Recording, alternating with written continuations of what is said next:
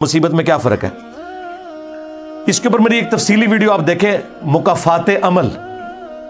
یہ جو آپ کو کہا جاتا ہے نا کہ یہ جس تکلیف کے بعد انسان اللہ کی طرف آئے وہ آزمائش ہوتی ہے، جس سے اللہ سے دور ہو جائے وہ عذاب ہوتا ہے، اس طرح کی کوئی تفریق مولا علی کی طرف ایک منسوب قول ہے. دنیا میں کوئی پیرامیٹر نہیں جج کرنے کا. آپ کے مخالفین مرتے ہیں تو آپ کہتے ہیں عذاب آ گیا، وہی کچھ آپ کے ساتھ ہوتا ہے تو آپ کہتے ہیں اللہ کی آزمائش آ گئی. تو اس کا کوئی کرائٹیریا نہیں. مکافات عمل تفصیلی ویڈیو میری دیکھیں، یہ سارے ٹاپکس میں نے کور کیے. پیام پاکستان میں علماء نے ایک دوسرے کو مسلمان کہا، اور ٹی وی چینل پر کہتے ہیں ایک دوسرے کے پیچھے نمازیں پڑھا کرو، مگر پریکٹیکل ایسا نہیں. کہاں کہا ہے انہوں نے پڑھا کرو؟ کوئی نہیں کہا انہوں نے، ایک دفعہ بھی نہیں کہا پڑھا کرو. وہ تو کہہ رہا تھا میرے پیچھے سارے پڑھتے ہیں، میری مسجد میں سارے پڑھتے ہیں. کس نے کہا کہ پڑھا کرو؟ وہ بڑے شعار جے منو سونگ کے پتہ لگ جاتا ہے. ہاں، جو اس کے سونگنے کی صلاحیت ہے نا، جس کی مثال اللہ نے علماء سو کی بیان کی ہے قرآن میں، اس سے زیادہ میری اسمیل ہے مولویوں کے بارے میں. بڑے احتیاط نہ بول دے جے.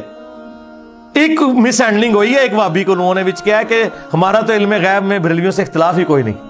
تو اس کے جواب میں میں نے ایک جملہ بولا تھا، شاہ صاحب جدو اتھوں نکلو گے نا تو انہوں اہل حدیث عوام مولوی خود ہی جواب دیں گے. تو اس پہ وہ ہنسنا شروع ہو گئے تھے. یہ شاہ صاحب کی یہ حالت ہے کہ یہ مجھے ایک جگہ ملے لاہور میں میرے دوست کے گھر، اور وہ ویڈیو چڑھ گئی. اگلے دن آ کے اپنے مولویوں کو کلیریفائی کر رہے تھے کہ وہ اگر گمراہ ہے تو کوئی مسئلہ نہیں، میں کو اس کے ساتھ تو نہیں اٹیچ ہو گیا، میں تو بس ویسے ملا تھا. اور ادھر آ کے ہمیں کہہ رہے تھے کوئی مسئلہ نہیں ہے. یہ وہ آخری بات تھی جو میں نے کرنی تھی کہ شاہ صاحب مجھے ایک آخری بات کرنے تھے، جس پہ پروگرام ختم ہو گیا تھا. وہ میں نے ان کو یاد کرانا تھا. شاہ صاحب یاد ہے اسامہ بھائی نے کہا جو تم ملے سو تو بات کی کلیریفیکیشن نہیں دے رہے سو پوری زندگی. ٹھیک ہے، تو اڈی حالت ہے اتنے بیٹھ کے جناب دفاع کر رہے ہو اپنے ان کا.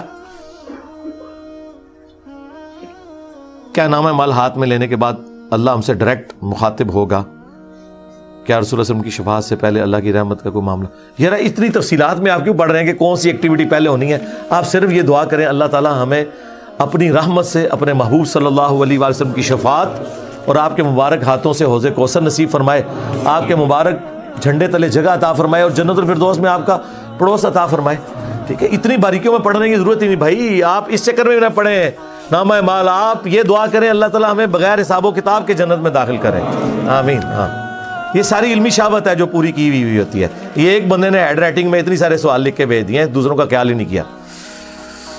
جب ہم جنت میں چلے جائیں گے انشاءاللہ، کیا اس کے بعد بھی اللہ کو کوئی اور دنیا بنانی ہے؟ نہیں جی سرکار، ہم ہی ہیں اللہ کے لاڈلے، بے فکر رہیں.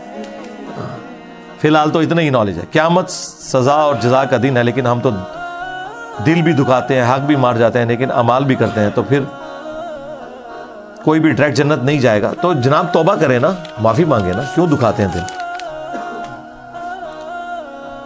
کیا جنت میں جانے کے بعد یہ علم حاصل ہوگا کہ ٹائم کب شروع ہوا؟ جی سب کچھ ہوگا، بے فکر ہیں آپ. ادھر کی ڈائنامکس یہ الگ ہے میرے بھائی. جب قرآن میں آیا جنت میں ہر وہ چیز ہے جو تم چاہو گے، اگر ٹائم نہ بھی ہوا تو تھوڑے سے ٹائم بڑھ جائے گا. ہاں، جو چاہو گے.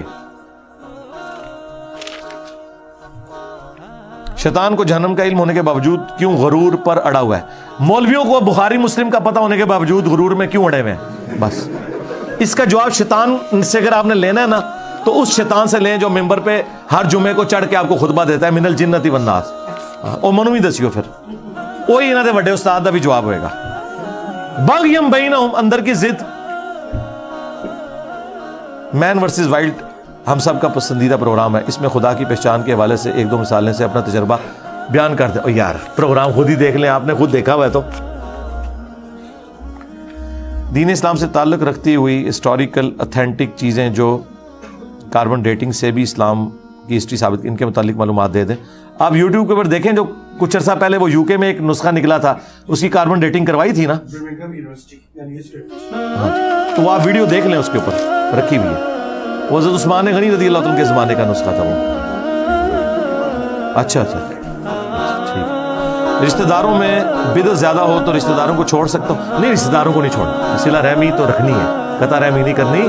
بخاری میں ہے کہ حضرت ابو بکر کی بیٹی اسماء بنت ابی بکر کی والدہ کافرہ تھی، مشرکہ تھی. انہوں نے کہا یا رسول اللہ میری ماں مشرکہ ہے.